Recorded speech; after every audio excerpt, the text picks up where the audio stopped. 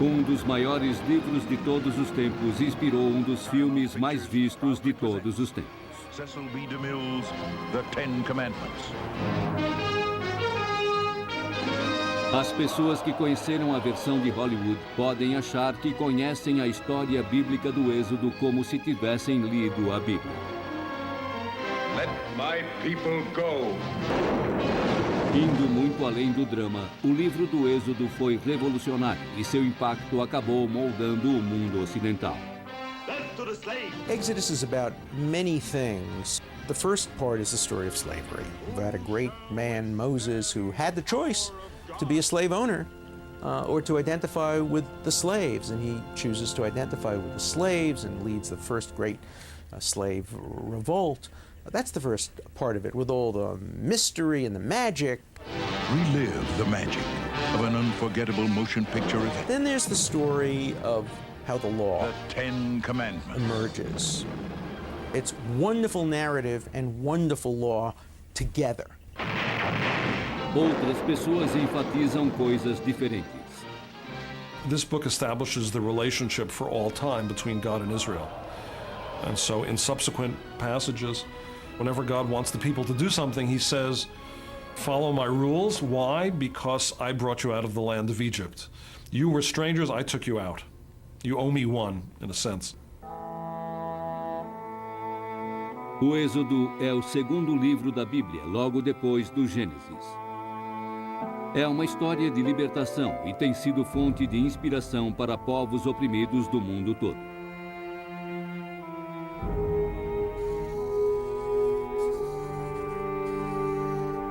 Ninguém sabe exatamente quando ele foi escrito, e sua autoria já foi muito discutida.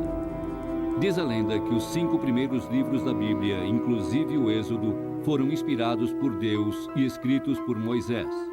Por isso, algumas vezes são chamados de os 5 livros de Moisés. Será que os eventos do Êxodo realmente aconteceram? Será que essas narrativas pré-históricas foram mantidas vivas por séculos na tradição oral? Ou será que foram invenções propositais para glorificar as origens de um Israel do passado? Será que o Êxodo é fato, ficção ou uma mistura das duas coisas? There's nothing about the Exodus in Egyptian records, and there are no archaeological remains of these wanderings. And so we are left to look at the Bible as the Bible presents itself, as a story. Well, there are true stories, but stories teach things. Exodus is basically fact. I think that that it refers to something that did happen, even though we have no absolute proof of it outside of the Bible itself. There are enough convergences with historical fact to believe that something like this did in fact happen, that this little tribe escaped from Egypt and ascribed their escape to their God, and that they had reason for doing that. Fato ou ficção? O Êxodo foi e é o núcleo da identidade judaica. Por meio dos judeus, os valores desse livro passariam a ser universais. A liberdade e a obediência às leis eram ideias incendiárias que atravessariam os séculos, muitas vezes criando novas chamas onde antes reinavam a escravidão e a opressão. Uma dessas chamas se acendeu no coração dos escravos norte-americanos. Uma outra se acendeu na colônia inglesa da Índia, insuflada por Mahatma Gandhi. A história do Êxodo começa de fato no Gênesis. Um jovem chamado José foi vendido como escravo por seus irmãos. Como ele tinha o dom de interpretar sonhos, logo foi notado pelo faraó da época e se tornou uma espécie de primeiro-ministro com muito poder no Egito. Foi então que José levou seu pai Jacó e todo o clã, um total de 70 pessoas, para viver no Egito. Now, that story seems quite fantastic on the surface of it, that an Asiatic slave should end up being prime minister of ancient Egypt. Mas sabemos que o povo chamado semita costumava entrar no Egito por muitas razões.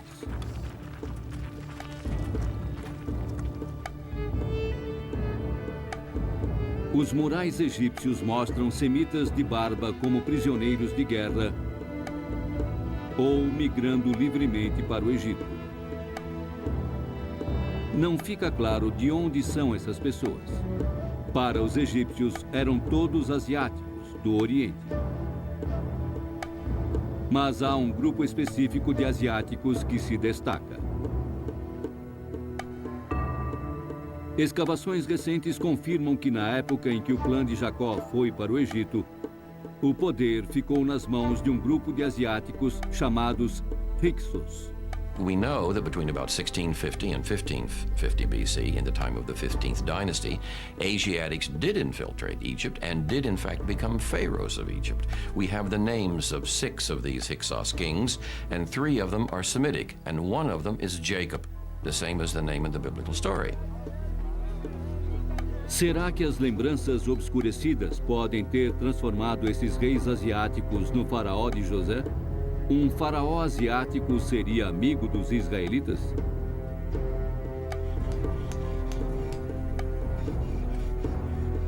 A Bíblia também afirma que os israelitas viviam na região norte, uma parte do delta do Nilo chamada de Gósen. Descobertas arqueológicas indicam que os Hyksos, os asiáticos que chegaram ao poder, também se concentravam nessa região ao norte. We know that after about 1500 BC, the new pharaohs of the 18th dynasty expelled or enslaved the Hyksos who lost favor, and this would fit with the biblical story. According to the Bible, in the King James Version, there arose a pharaoh who knew not Joseph, and that's how Joseph's descendants came to be Hebrew slaves in Egypt. É nesse ponto que termina o livro do Gênesis e começa o Êxodo. Os israelitas são escravizados e obrigados a construir as cidades de Pitom e Ramsés. At this period, you have the beginning of what are called the storage cities of Egypt, which were enormous places where the pharaohs stored all of their ill-gotten gains, and they required a lot of labor to be built. There is a possible context for the story of the enslavement of the Hebrews and their escape from Egypt, the Exodus, but archaeology does not prove the stories are true. It suggests that parts of the stories did originate in actual historical circumstances. So they, Egypt, made the children of Israel subservient with crushing labor. They embittered their lives with hard servitude in loam and in bricks, and with all kinds of servitude in the field. Os israelitas escravizados continuaram a se multiplicar, chegando quase a ultrapassar os egípcios. Para o faraó, eles eram uma ameaça à segurança, e ele então deu uma ordem terrível. Now Pharaoh commanded all his people, saying, "Every son that is born, throw him into the Nile, but let every daughter live."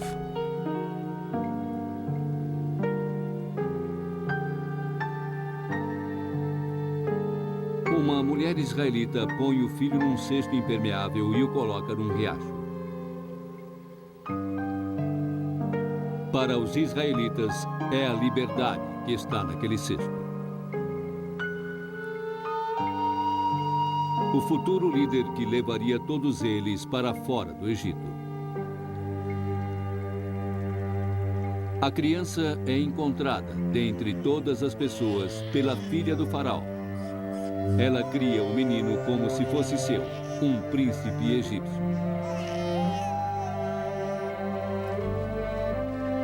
A criança agora é um jovem, um verdadeiro príncipe egípcio, preparado para uma vida de privilégios e poder. Mas a Bíblia dá a entender que ele sabia de sua herança ao revelar: saiu a ter com seus irmãos e atentou para suas cartas. Ele vê um egípcio açoitando um semita, e seu destino se revela para ele numa fúria perturbadora. Em poucas linhas, o Êxodo apresenta um homem com uma noção muito forte de justiça e um temperamento muito inflamável. Corre a notícia de que ele matou o feitor do faraó e Moisés foge dos castigos do soberano. Mas ele está começando uma jornada que em breve o fará voltar como uma pessoa diferente. Moses himself had to change. He could not grow up in the palace, kill an Egyptian taskmaster, and lead the revolution. Instead, he has to go into exile. He has to go out into the desert, become a shepherd, like some of his ancestors, and he has to undergo change, and then he can come back and lead the people. A transformação de Moisés, que de filho de escravos passou a ser príncipe e depois líder de seu povo, prenuncia a transformação dos próprios israelitas, que passarão de escravos a homens e mulheres livres e cidadãos de uma nação que está sendo criada.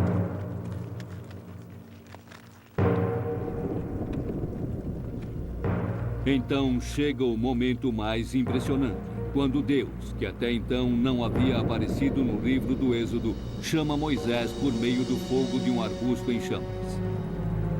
Ele diz a Moisés que ouviu o lamento dos israelitas e pretende libertá-los, e Moisés será seu mensageiro. Mas Moisés não tem escolha. Deus não estava pedindo.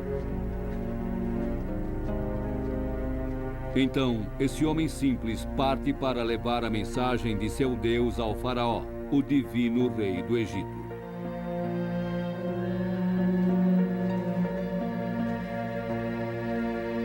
Como o Êxodo da Bíblia continua tendo um significado muito forte, ele nos une aos povos de um passado distante.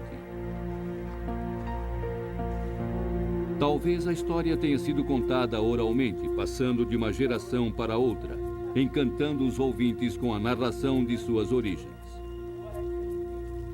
Talvez ela refletisse o que chamamos de acontecimentos históricos, mas faria parte da história? There is no word for history in the Hebrew Bible. There's no word in classical Hebrew for history. The Bible stories are a characteristic, not history in the modern sense, but stories in the ancient sense. Stories designed to inculcate moral and ethical truths. The people who are writing these biblical accounts are looking back on the past. Of course, there are no records. There are no historical clues to who Moses was or what happened at the time of the Exodus.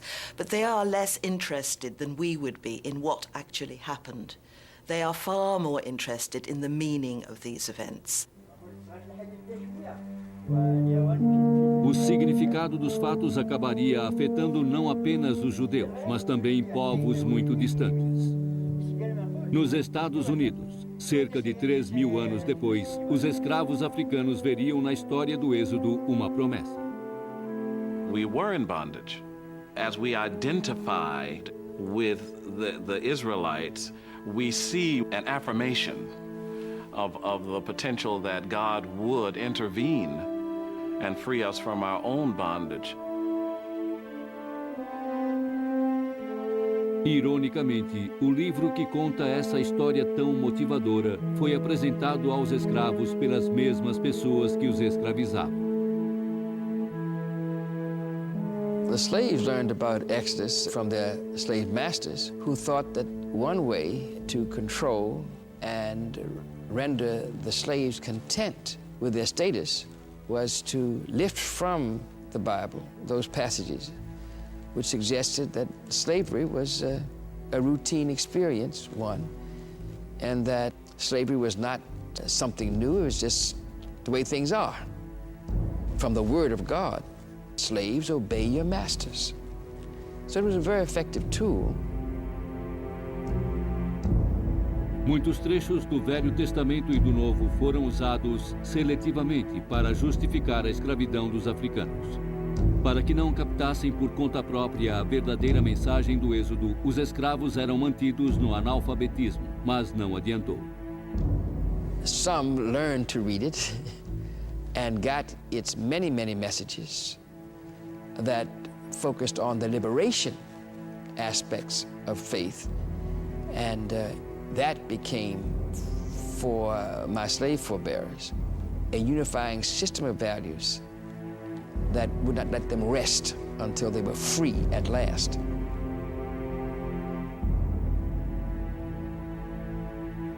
Nat Turner talvez tenha sido um dos primeiros escravos que foram ou tentaram ser representações de Moisés para o seu povo. Go down, Moses. Dizem que um dos primeiros hinos religiosos negros, Go Down Moses, foi inspirado em sua rebelião malograda no ano de 1831. Tell old Pharaoh to let my people go. A história de Moisés e da libertação dos israelitas tem muitos significados e interpretações. Exatamente por isso ela é tão poderosa. Alguns acreditam que o confronto que acontece entre Moisés e o faraó, na verdade, é sobre o surgimento do monoteísmo, a adoração de um único Deus. Antes do judaísmo, quase todas as religiões eram politeístas. Os egípcios tinham cerca de 100 deuses. E um deles era o próprio faraó. He is closely associated with the sun god, the most powerful of the Egyptian gods. And therefore he is omnipotent and he can't give in to anybody.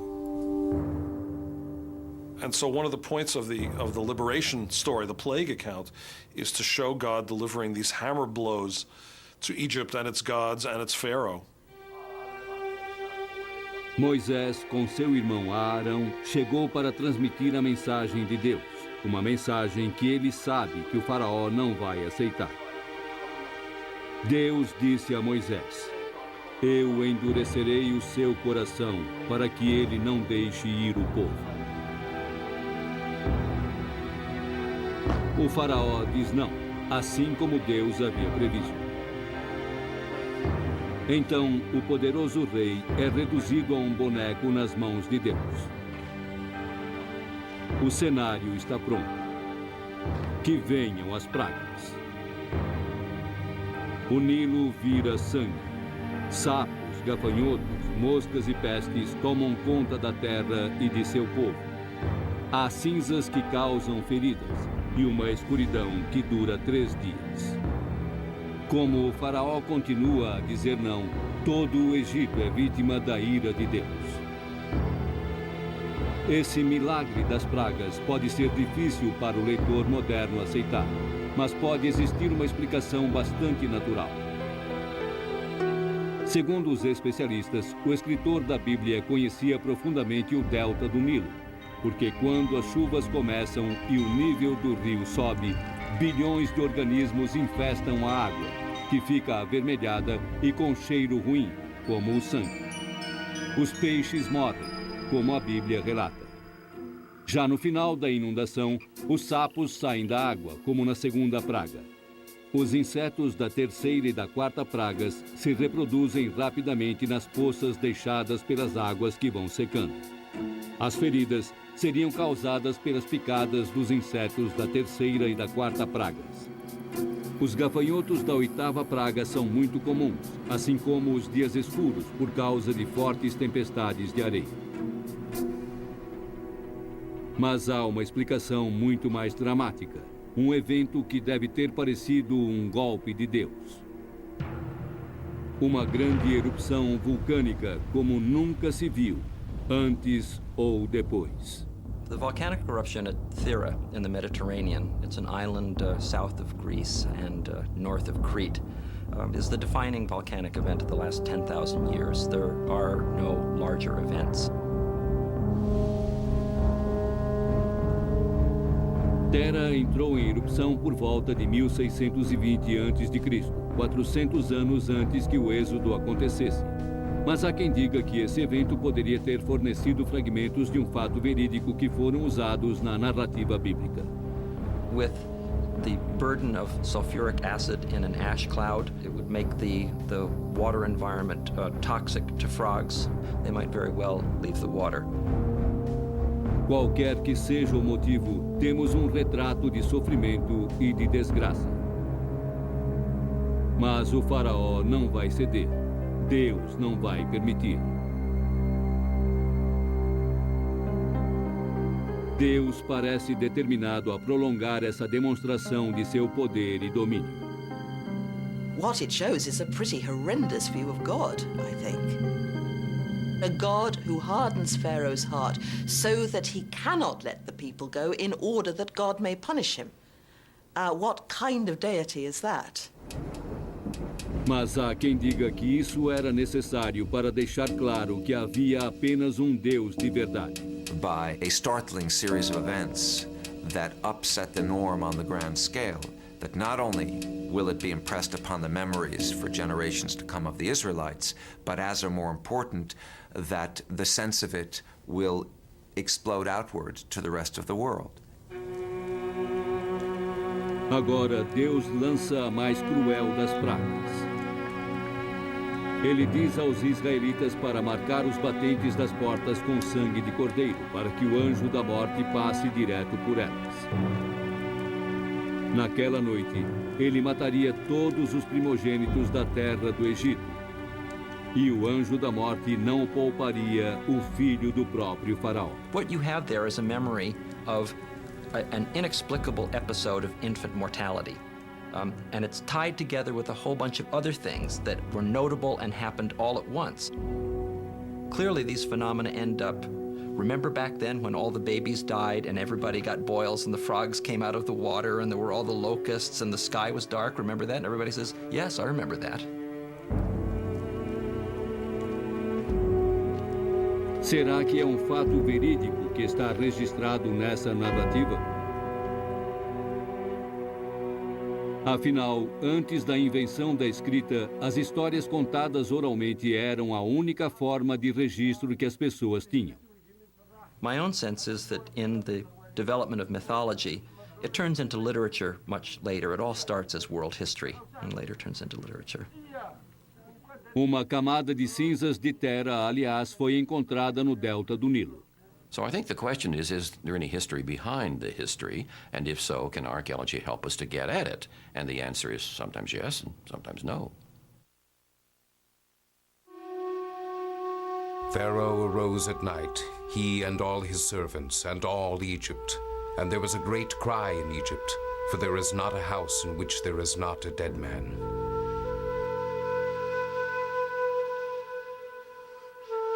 O filho do próprio faraó é atingido pela praga final. E então o faraó liberta os filhos de Israel.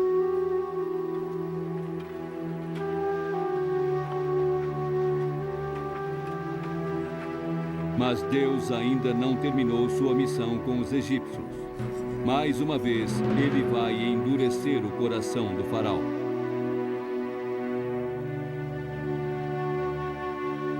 O êxodo continua e o faraó, que perdeu seu primogênito, liberta o povo israelita.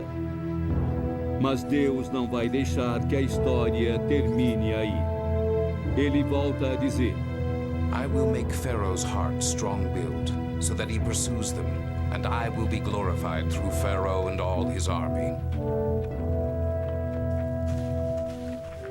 Os israelitas saem do Egito. E Deus, de modo espetacular, vai mostrando o caminho. Now God goes before them, by day in a column of cloud to lead them the way, by night in a column of fire. Assim como na história das pragas, os estudiosos procuraram na natureza as explicações para essas manifestações de Deus. Seriam também reflexos da erupção vulcânica? Qualquer que seja a resposta, esse é apenas o prelúdio para o grande evento.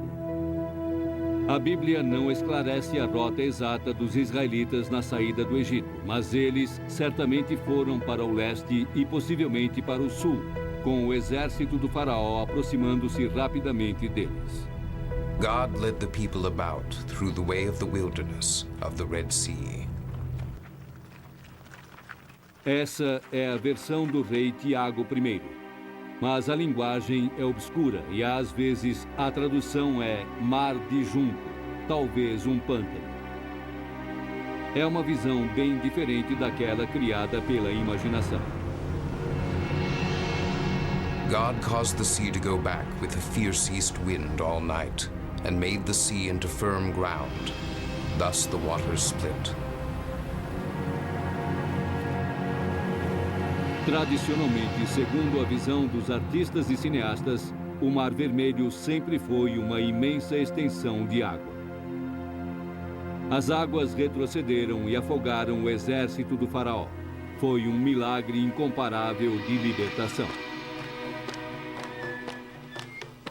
Com uma canção de júbilo, termina a primeira parte do Êxodo. Comemorando do outro lado do mar com o Egito derrotado, eles cantam: I will sing to God, for he has triumphed, yes, triumphed. The horse and its charioteer he flung into the sea.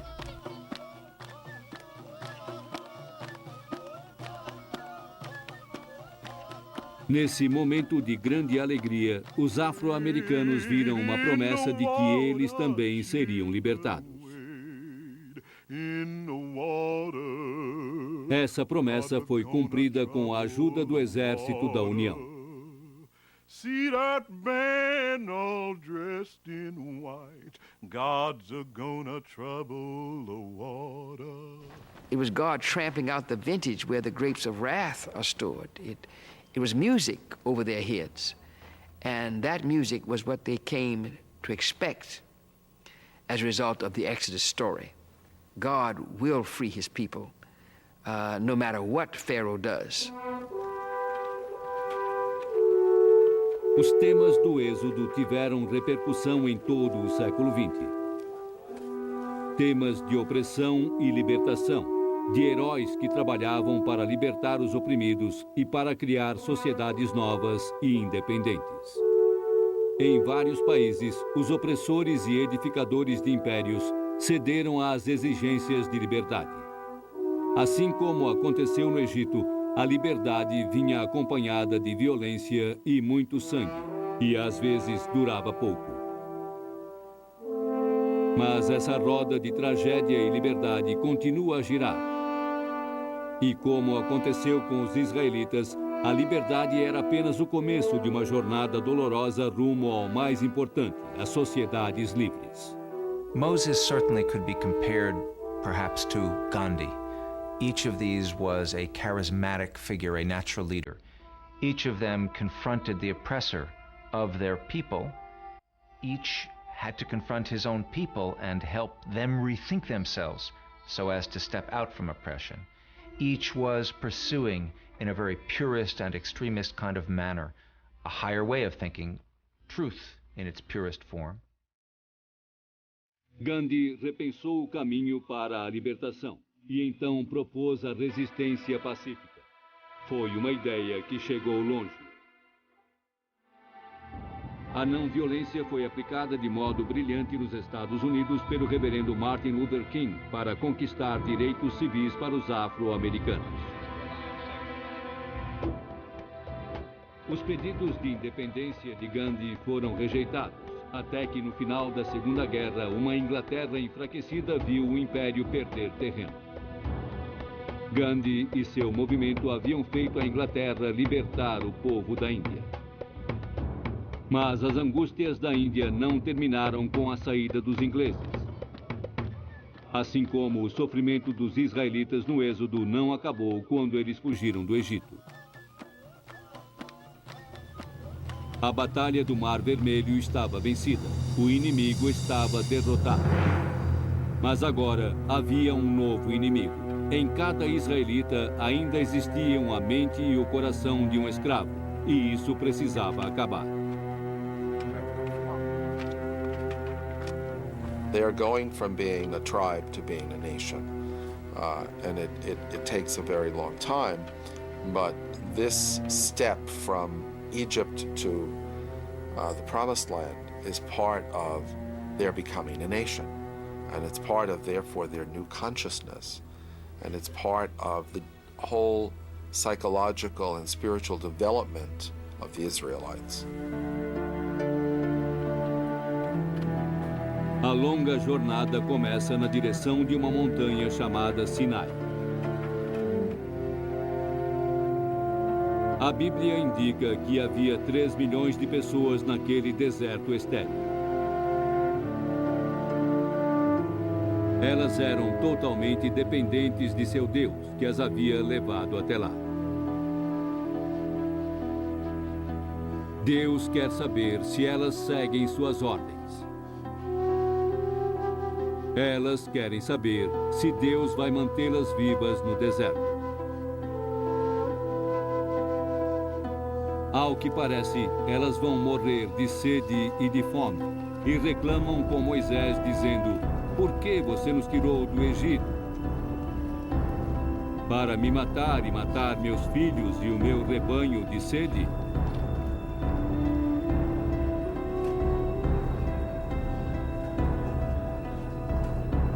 Deus instrui Moisés a bater numa rocha.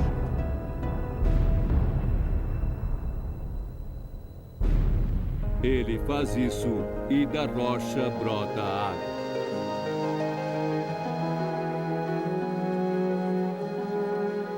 And he called the name of the place Massa, testing, and to Meribah, quarreling, because of the quarreling of the children of Israel, and because of their testing of God.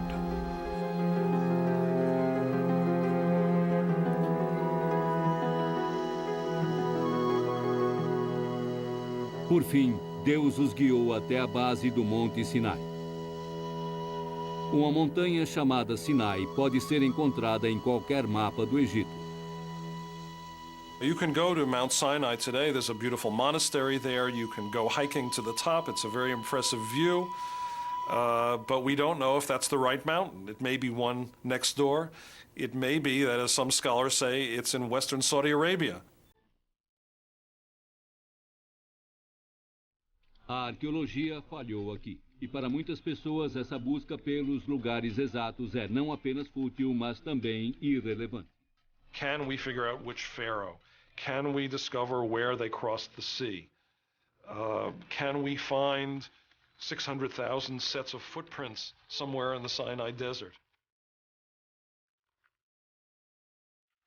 That's not what the text cares about. The text cares about the meaning of the past. Deus libertou seus filhos da escravidão. E agora o livro do Êxodo inicia sua segunda parte, os mandamentos e a transformação desse grupo de ex-escravos num povo. Essa será a parte mais difícil.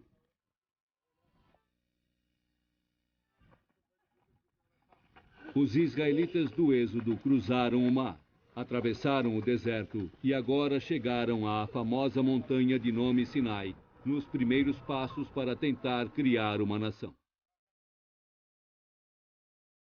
And so when they come to the mountain, God says to them, the assembled community, "You've seen what I did for you. I took you out of Egypt on eagle's wings, and I brought you to me. Now, therefore, if you will keep my laws, ... then I will make you my special treasure." But it's totally conditional. It's two-sided. Each side has to keep its part in the bargain. O povo concorda em fazer a aliança com Deus, sem saber exatamente com o que está concordando.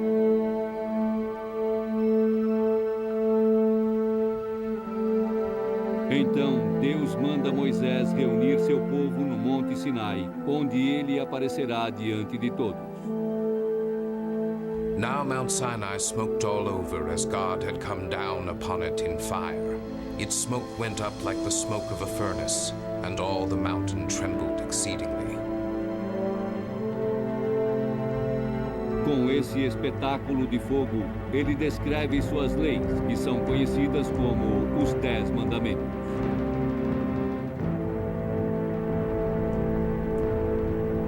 Eles serão o alicerce da nova nação. One of the first things that a nation must do when it creates itself is build a legal system. Mount Sinai is the metaphor for all nation building. Look at the United States of America. We fight a revolution, we have a declaration of independence, but we need a constitution to build a nation. The Constitution is the structure of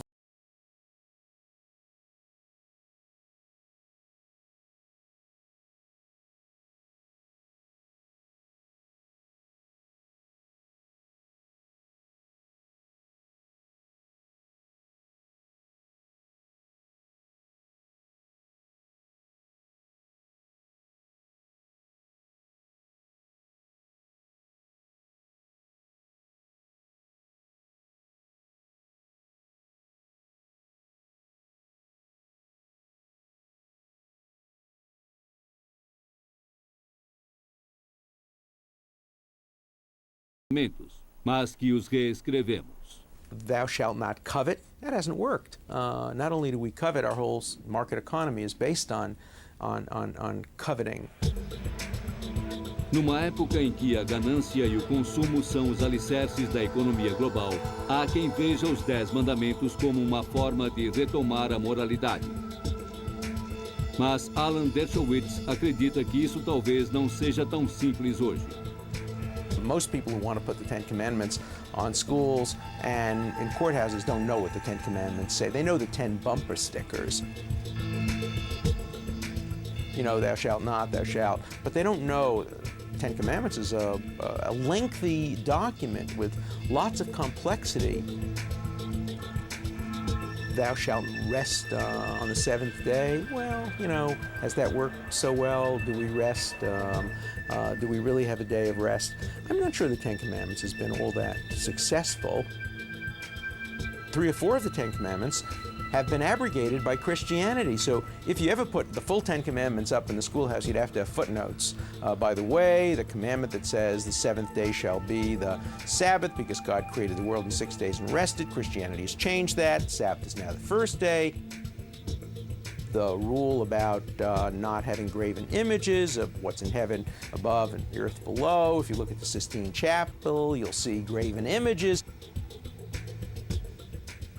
And slavery is mentioned twice in the Ten Commandments. We don't like that part of it, so we just take it out of the 10 bumper stickers. The rules of the Bible have never been as influential as the narratives of the Bible. Uma coisa que a narrativa do Êxodo deixa clara é que criar uma nação do nada pode ser uma tarefa difícil, dolorosa e até sangrenta. À sombra do Monte Sinai, a agonia começa com uma desobediência incrível às novas leis e o rompimento da aliança dos israelitas com Deus. While Moses is up on the mountain receiving the 10 commandments, the people of Israel get tired of waiting and they make what the biblical writers contemptuously call a golden calf, and they worship it. Essa é uma violação explícita do segundo mandamento. You are not to make for yourself a carved image or any figure that is in the heavens above, that is on the earth beneath, that is in the waters beneath the earth. You are not to bow down to them, you are not to serve them, for I, the Lord your God, am a jealous God. A new form of religion is coming into being on top of the mountain. With the 10 Commandments, a concern for the sacred rights of others. But the people down below prefer the old ways of worship, based largely on ceremonial practice rather than these tough ethical demands, and go back to their old ways.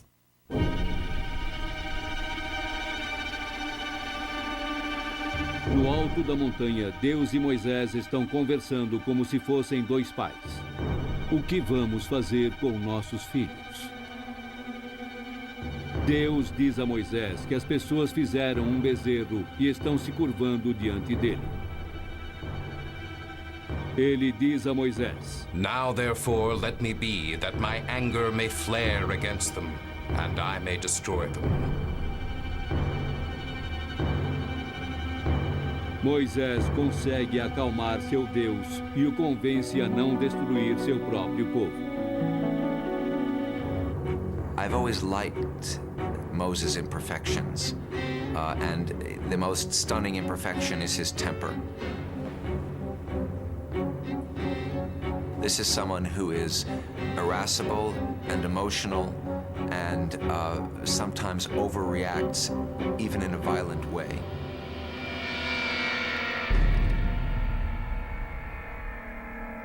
He has to be extreme in an extreme situation.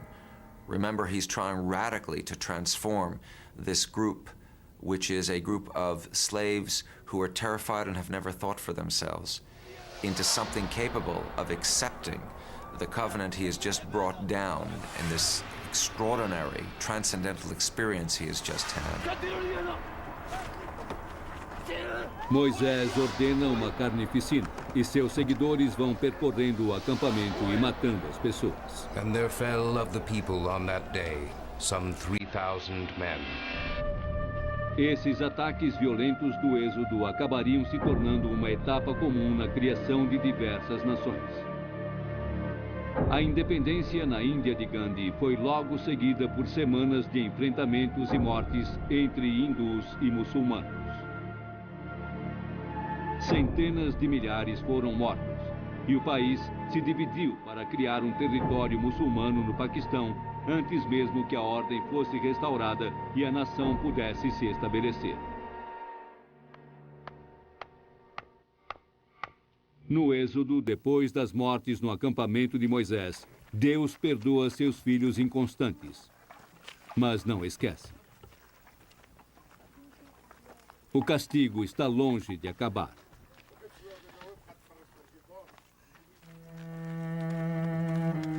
A história bíblica do Êxodo livrou os israelitas da fome em Canaã, levando-os à escravidão e ao início da longa jornada para casa. Para os judeus, o ciclo viria a se repetir uma vez após a outra, até mesmo na era moderna.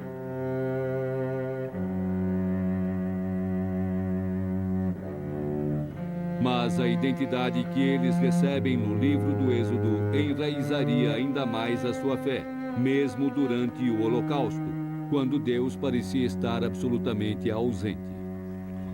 O livro do Êxodo termina aos pés do Monte Sinai, com a nação de Israel dando seus primeiros passos. Eles ainda vão vagar por 40 anos no deserto, até que essa geração de ex-escravos morra. Caberá à geração seguinte reivindicar a terra que Deus havia prometido aos seus pais. Moisés também não receberá essa recompensa. Deus ordena que ele suba em determinada montanha, de onde poderá ver a terra de Canaã. And God said, "You are to die on the mountain you are going up. Indeed, at a distance you shall see the land, but there you shall not enter."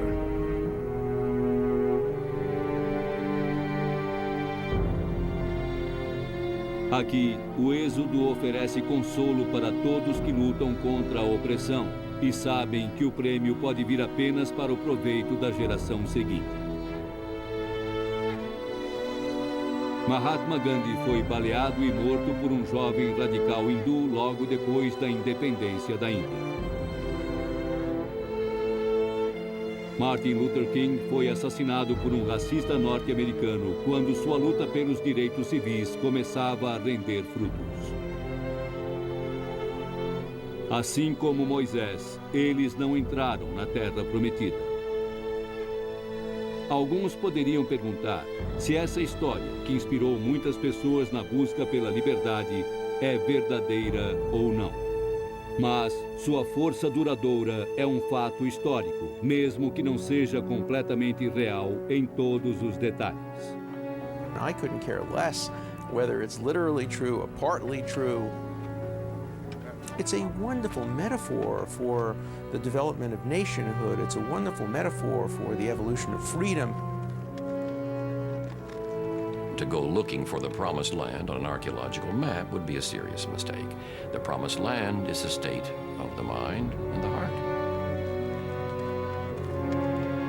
It is a story that looks back on the past and presents the past in a way that informs the present. In its essence, something like this happened. The details may take us millennia more to untangle. Nunca foram encontradas pegadas de israelitas nas areias do Sinai, mas elas são perfeitamente visíveis nas páginas da história, na esperança da liberdade e de um novo começo para os oprimidos em qualquer época, em qualquer lugar. Versão brasileira, Clone. Moses,